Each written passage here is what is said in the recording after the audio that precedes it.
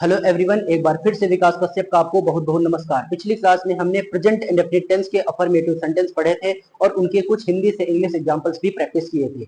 आज इसी सेशन को हम आगे बढ़ाएंगे। आज हम इसी टॉपिक को आगे बढ़ाएंगे और अपनी प्रैक्टिस को और स्ट्रॉन्ग बनाएंगे। तो चलिए एक बार एक शॉर्ट रिकैप कर लेते हैं। हमने देखा था कि प्रेजेंट इंडेफिनिट टेंस का यूज हम लोग habit, daily routine, universal truth, permanent state और किसी रूल के बारे में एक्सप्लेन करने के लिए करते थे। फिर हमने देखा था कि अफर्मेटिव का मतलब क्या होता है। अफर्मेटिव सेंटेंस का मतलब होता है हाँ में जवाब देने वाले वाक्य। और उसके बाद हम लोगों ने अफर्मेटिव सेंटेंस को ट्रांसलेट करने का स्ट्रक्चर बनाया था, जिसमें हमने सबसे पहले लिखा था सब्जेक्ट। सब्जेक्ट क्या होता है? काम करने वाला। सब्जेक्ट क्या होता है? काम करने वाला। हमने देखा था कि काम करने वाले एक भी हो सकते हैं और काम करने वाले एक से ज्यादा भी हो सकते हैं। हमने देखा था कि जब काम करने वाला एक होता है उसी को हम लोग बोल देते हैं सिंगुलर सब्जेक्ट, और जब काम करने वाले एक से ज्यादा होते हैं तो उसी को हम लोग बोल देते हैं प्लूरल सब्जेक्ट। फिर हमने लिखा था वर्ब की फर्स्ट फॉर्म या तो वर्ब की फर्स्ट फॉर्म के साथ यस या यस। हमने देखा था कि वर्ब की फर्स्ट फॉर्म को हम लिखेंगे प्लूरल सब्जेक्ट के साथ और वर्ब की फर्स्ट फॉर्म के साथ यस या यस हम लोग सिंगुलर सब्जेक्ट के साथ लगा रहे होंगे। और फिर बाद में हमने लिखा था अदर वर्ड। तो चलिए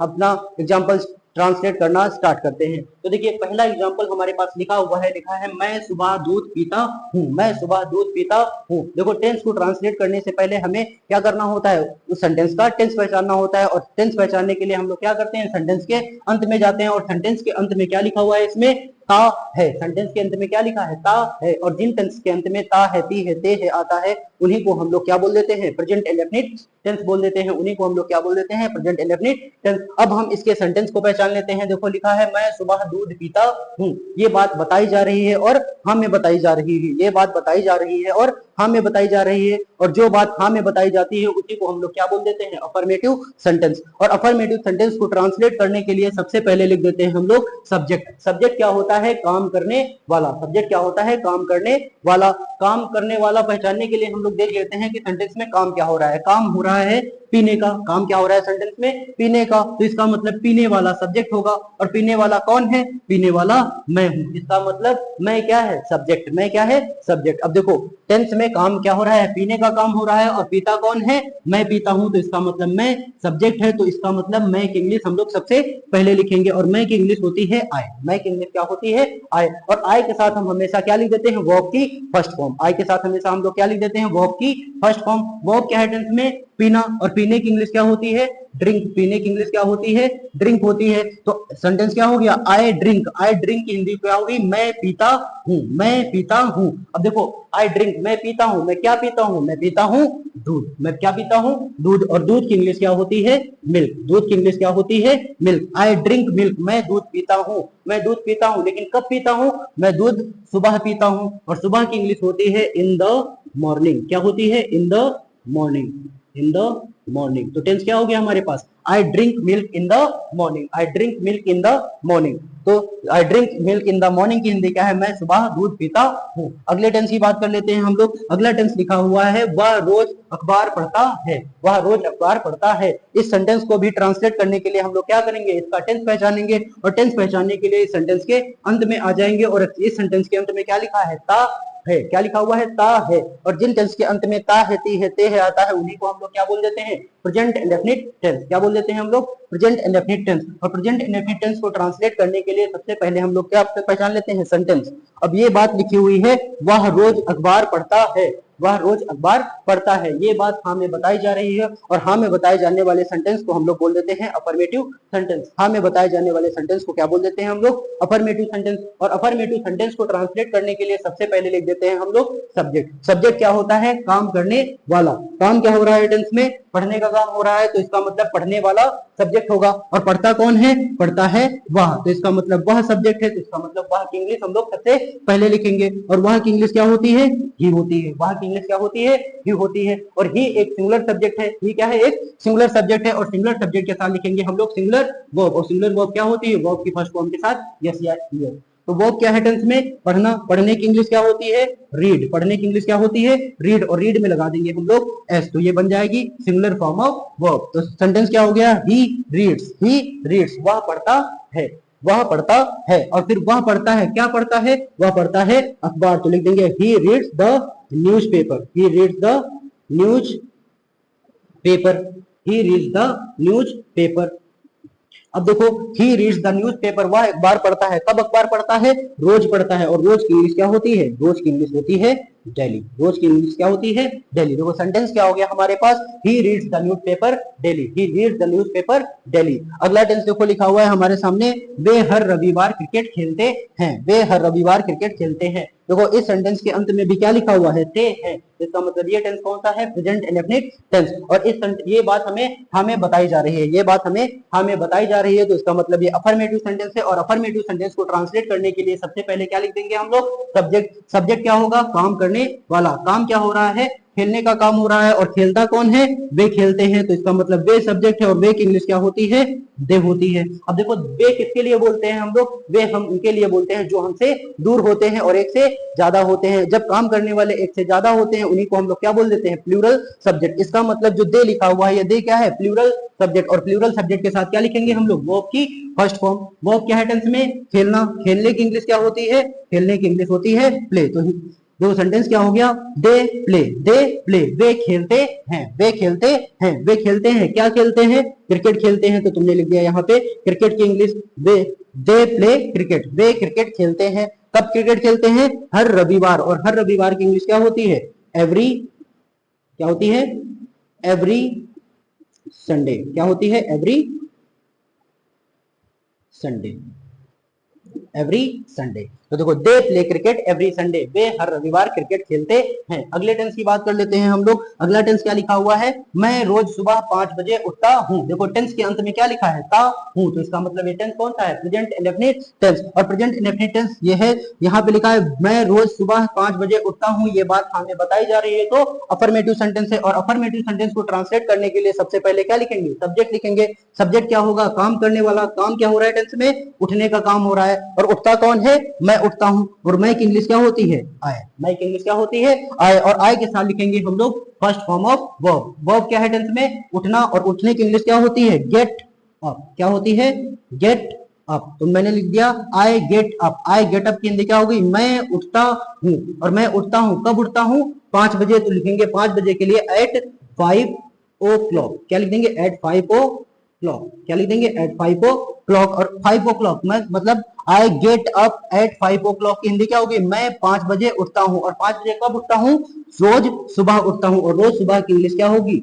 एवरी मॉर्निंग। क्या होगी? Every morning. तो सेंटेंस क्या हो गया? I get up at 5 o'clock every morning. इसकी हिंदी क्या है? मैं रोज सुबह 5 बजे उठता हूँ। अगले टेंस की बात कर लेते हैं हम लोग। अगला टेंस लिखा हुआ है मेरी माँ रोज स्वादिष्ट खाना बनाती है। देखो टेंस के अंत में क्या आ रहा है? टी है। तो इसका मतलब टेंस इसका कौन सा है?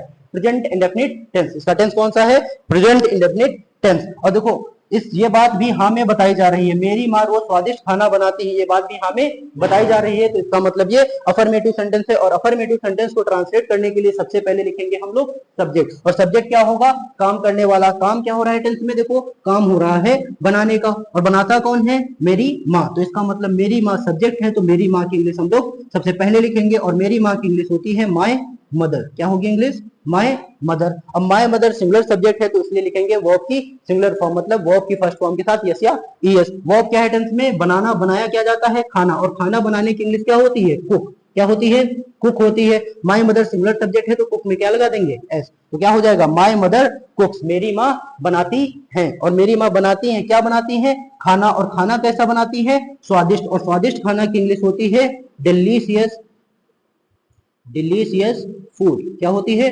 Delicious food. तो इंग्लिश क्या हो गई? My mother कुक्स delicious food. मेरी माँ स्वादिष्ट खाना बनाती हैं। और कब बनाती हैं? रोज। और रोज की इंग्लिश क्या होती है? डेली। रोज की इंग्लिश क्या होती है?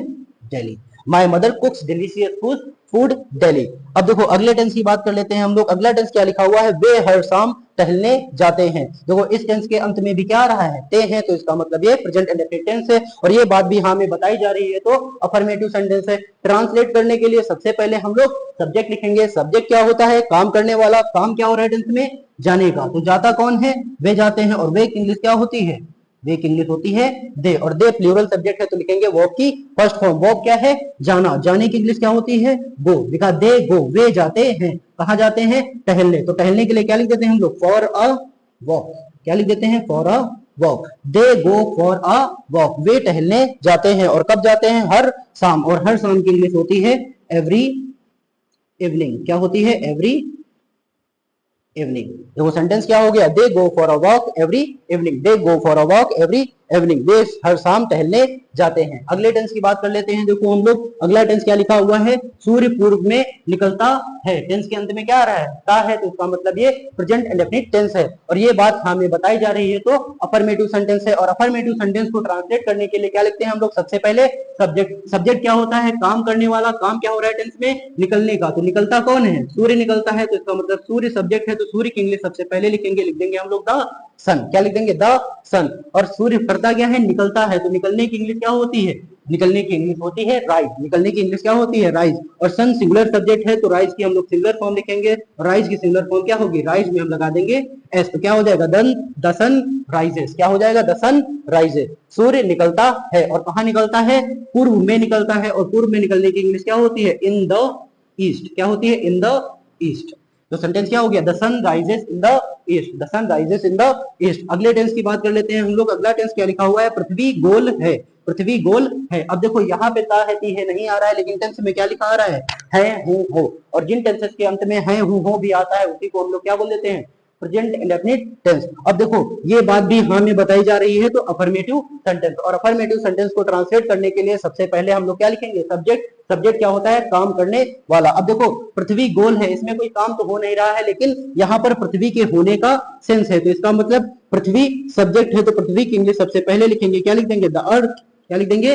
The earth. अब देखो होने का सेंस कौन सी वर्ब की फॉर्म बताती है? बी की फॉर्म बताती है। और बी की सिंगुलर फॉर्म क्या होती है? बी की सिंगुलर फॉर्म होती है इज। इज यहाँ पे इसलिए लगाया क्योंकि द अर्थ मतलब पृथ्वी सिंगुलर सब्जेक्ट है, तो लिखा हमने द अर्थ इज, पृथ्वी है। और पृथ्वी है कैसी? पृथ्वी है गोल। और गोल की इंग्लिश होती है राउंड। क्या होती है? राउंड। हमने लिख दिया द अर्थ इज राउंड, पृथ्वी गोल है। अगले टेंस की बात कर लेते हैं हम लोग। अगला टेंस लिखा है पानी 100 डिग्री सेल्सियस पर उबलता है। पानी 100 डिग्री सेल्सियस पर उबलता है। देखो फिर से टेंस के अंत में क्या आ रहा है? ता है आ रहा है, प्रेजेंट इंडेफिनिट टेंस। ये बात हमें बताई जा रही है। Affirmative sentence. और काम करने वाला सब्जेक्ट होगा। काम क्या है टेंस में? काम क्या हो रहा है टेंस में? काम होता है उबलने का। और उबलता कौन है? पानी। तो इसका मतलब पानी सब्जेक्ट है, और पानी की इंग्लिश सबसे पहले लिखेंगे। पानी की इंग्लिश क्या होती है? वाटर। क्या होती है? वाटर होती है। हमने लिख दिया वाटर। और फिर बाद में वाटर सिंगुलर सब्जेक्ट है, मतलब देखो वाटर क्या होता है? पानी अनकाउंटेबल नाउन है, और अनकाउंटेबल नाउन को हम लोग सिंगुलर ट्रीट करते हैं, सिंगुलर होता नहीं है, सिंगुलर की तरह ट्रीट करते हैं। और इसलिए हम इसे वर्ब की सिंगुलर फॉर्म देंगे। वर्ब क्या है टेंस में? उबलना। उबलने की इंग्लिश क्या होती है? बॉयल। क्या होती है? बॉयल। और बॉयल में लगा देंगे एस, तो बना देंगे इसको सिंगुलर फॉर्म ऑफ वर्ब। तो सेंटेंस क्या हो गया? Water boils. वाटर बॉयल्स, पानी उबलता है। अब कितने डिग्री पर उबलता है? 100 डिग्री सेल्सियस पर। तो लिख देंगे एट 100 डिग्री सेल्सियस। क्या लिख देंगे? Water boils at 100 degree Celsius. पानी 100 डिग्री सेल्सियस पर उबलता है। अगले टेंस की बात करें तो अगला टेंस लिखा हुआ है हम कानपुर में रहते हैं। हम कानपुर में रहते हैं। अब देखो टेंस के अंत में आ रहा है ते हैं, तो इसका मतलब प्रेजेंट इंडेफिनिट टेंस। और ये बात हमें बताई जा रही है तो अफर्मेटिव सेंटेंस। अफर्मेटिव सेंटेंस को ट्रांसलेट करने के लिए सबसे पहले सब्जेक्ट लिखेंगे। सब्जेक्ट क्या होता है? काम करने वाला। काम क्या हो रहा है टेंस में? रहने का काम हो रहा है। रहता कौन है टेंस?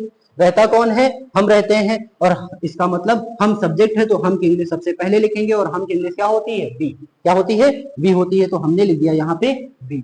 अब देखो लिखेंगे हम लोग वर्ब की फर्स्ट फॉर्म। क्यों? क्योंकि बी प्लूरल सब्जेक्ट है। बी में मैं भी हूं और मेरे साथ कुछ और लोग भी हैं, तो इसका मतलब ये प्लूरल सब्जेक्ट है। और प्लूरल सब्जेक्ट की इंग्लिश सबसे पहले लिख दी। और प्लूरल सब्जेक्ट को हम लोग देंगे वर्ब की फर्स्ट फॉर्म। क्या देंगे? वर्ब की फर्स्ट फॉर्म। वर्ब क्या है? रहना। रहने की इंग्लिश क्या होती है? लिव। रहने की इंग्लिश क्या होती है? लिव। तो सेंटेंस हो गया वी लिव, हम रहते हैं। और हम रहते हैं, लेकिन कहाँ रहते हैं? कानपुर में। तो लिख देंगे हम लोग इन कानपुर। क्या लिख देंगे? इन कानपुर।